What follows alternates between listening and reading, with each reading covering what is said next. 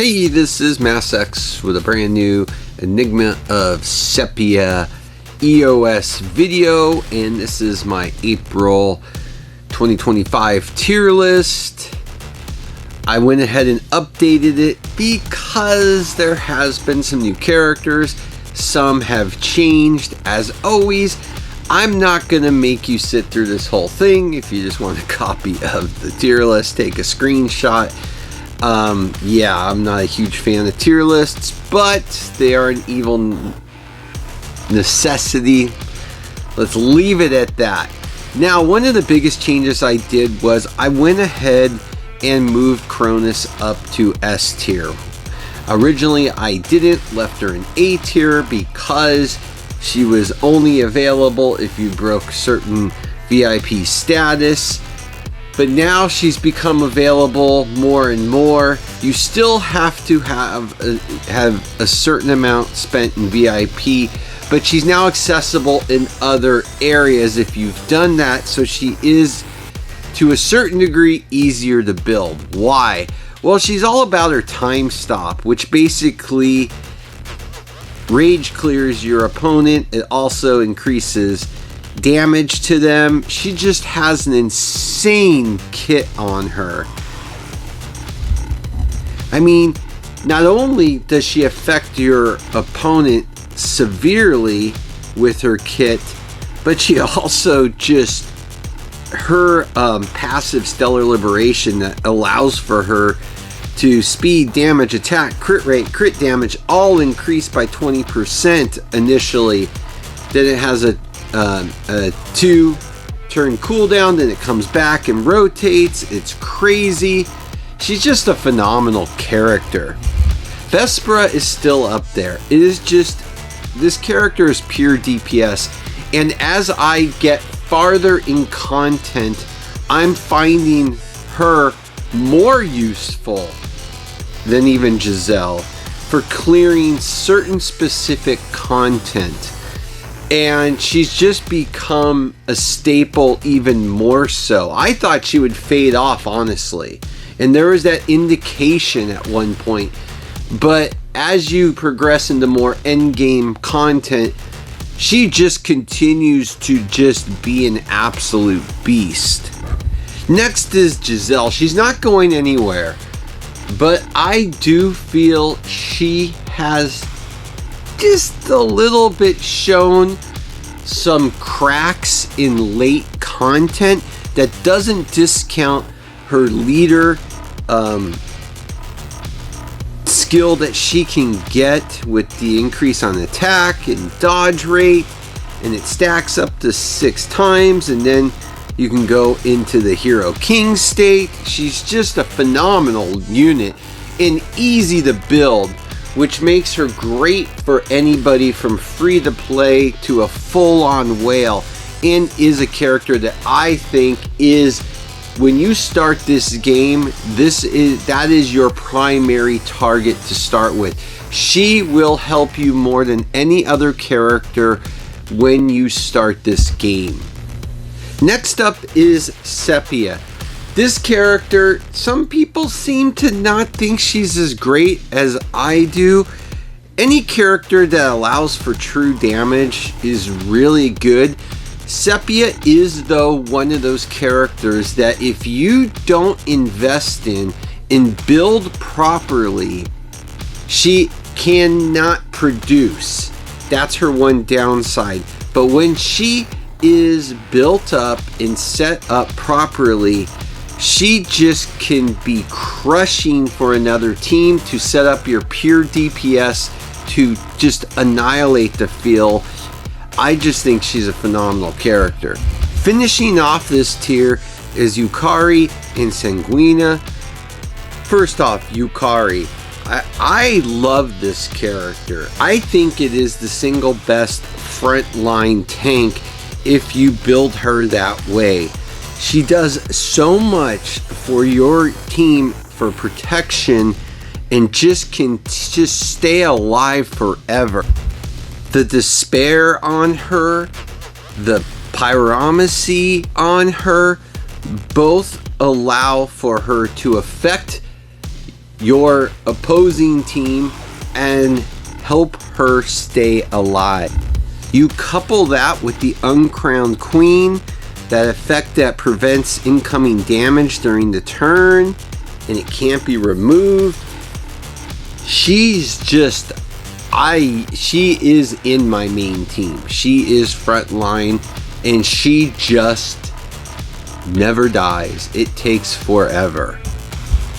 Next we have Sanguina, which I really went back and forth, putting her already in S tier, but true damage can be so effective, and this character is stacked, okay?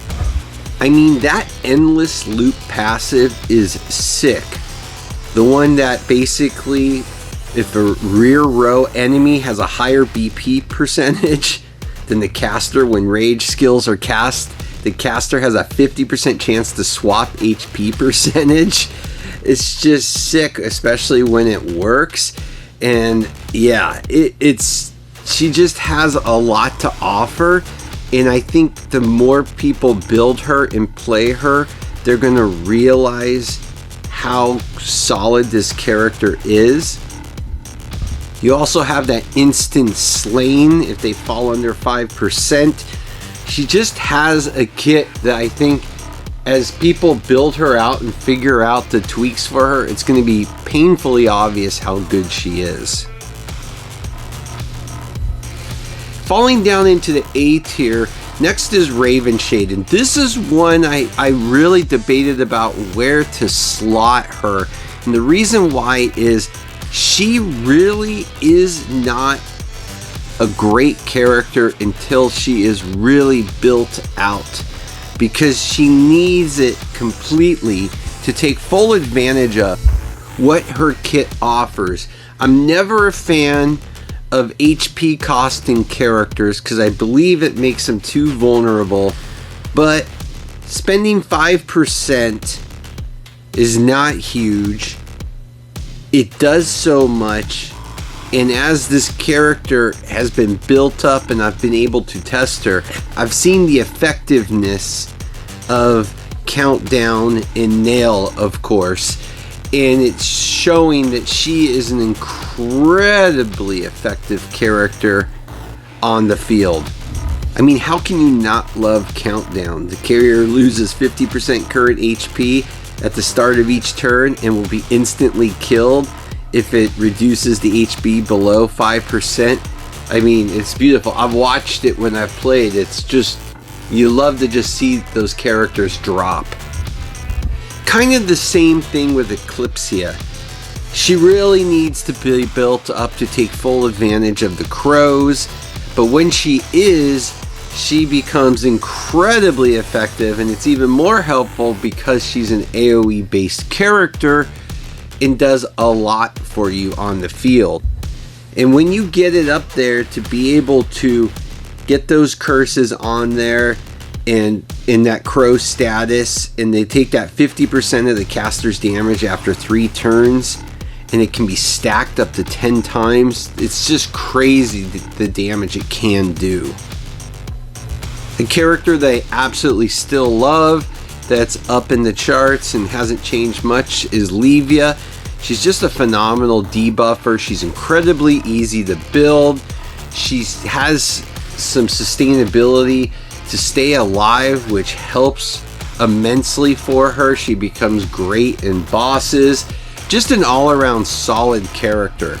Another character that is easier to build too is Carmilla, with her countering and her AoE. She just does a lot, and if you really build her up strong, she can do a lot with that blood rage to help her. I mean, you gotta love counterattack characters. That skill in most games always is very effective if you have the right team build and characters set up for it. Next up is Aeronor, one that I was never a fan of, but as I keep progressing and be able to build more characters up and having to use a second and a third team, this character has grown more and more valuable as a tanker debuffer, holding that line for you. Definitely not as good as Yukari in my opinion, but when you have a chance to get damage immunity, you know, that's great. She can stack it 10 times, which turns out to be 20% right there, and you couple that with aim and her tankiness, she's turning out to be a much better character than I anticipated. Is she my first choice to go to? No, but with so much content now, needing a second or third team, she's becoming more valuable and her stock is going up. Lumina is next, and I really abused Lumina early in the game and mid game. I'm finding that Lumina's falling off a bit, but still an absolutely solid character to use. Easier to build than other characters. The AoE with the electrification and the rate and thunderstorm, her skill cut is good.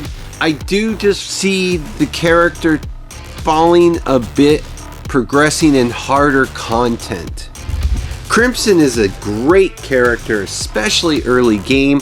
She's easy to build. You will get her. Her Death River is absolutely sick under her Dark Contract passive. Coupled with Protocol, she really is a really good character, easy to build, and as you get to that end game and can, you know, awaken your characters and you have the attainment, it helps you be able to boost her up so she can really play hard on end game content in the game.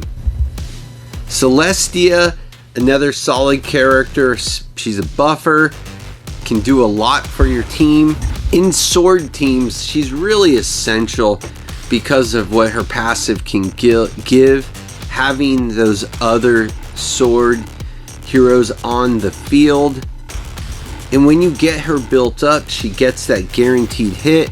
And I like how her attack is split up from, you know, the front and middle row. She's just a solid character, in particular in sword-based teams. And then if you want to build those teams that have Crow as part of their skill set, then of course you've got to be talking also about Sylphria. She's also got the Crow mechanic with her.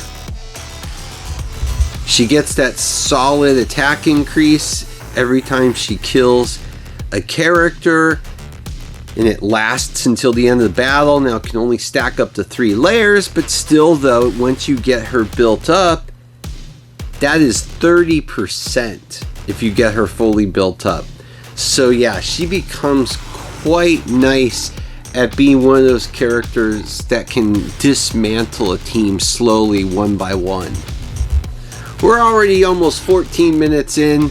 That's why I do not like tier list videos. But that's the main part of my tier list, S and A. You can see the B, C, and D. B are units that I feel can do a lot of lifting for you to fill out those other areas. Standouts in there to me are of course Scientia, Bipolaris, Morgana, and Little Rossi. But again, these are characters that are going to be easier to build, great to fill holes in, characters that are good to invest in when you're starting the game. You don't have to worry about that, you know, what you're putting into them. And for me, tier C is if you have to, and D, you know, probably not worth your time at all. So let me know your thoughts. Let me know what you would tier higher. I know a lot of this is by preference with people, how they build their teams, but I think the consensus for S and A, most people would consider those characters upper echelon characters currently in the game. And of course, yes, there's multiple servers. Everybody's at different times. I'm on server 54.